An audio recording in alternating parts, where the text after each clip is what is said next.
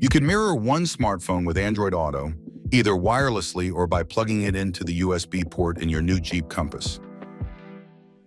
All Android devices come with the Android Auto application already installed. To connect your smartphone wirelessly to your vehicle, press the Settings application on your vehicle's central touchscreen. Select the Connectivity tab, then Devices, to select the device you wish to connect to Android Auto.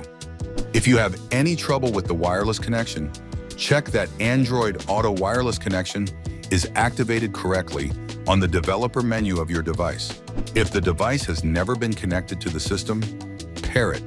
The system will detect whether the smartphone is Android Auto compatible, and if it is, it will automatically offer to connect to Android Auto or stay in Bluetooth. If the device has already been connected to the system by Bluetooth, in the list of recognized devices, press directly on the Android Auto button to show the projection of your device in the vehicle screen. Android Auto will be automatically chosen as the wireless connection mode. To reconnect your smartphone on your next trip, simply activate Bluetooth on your device.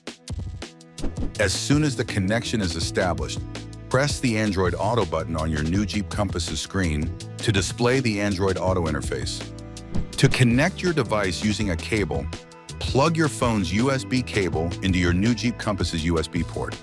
Your smartphone will also be charging when it is connected via the cable. After a few seconds, Android Auto will automatically launch. During the first connection, you will have to follow a validation process on your smartphone.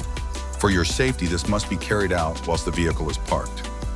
Lastly, to activate your smartphone's voice controls, simply long press on the voice control button on your steering wheel.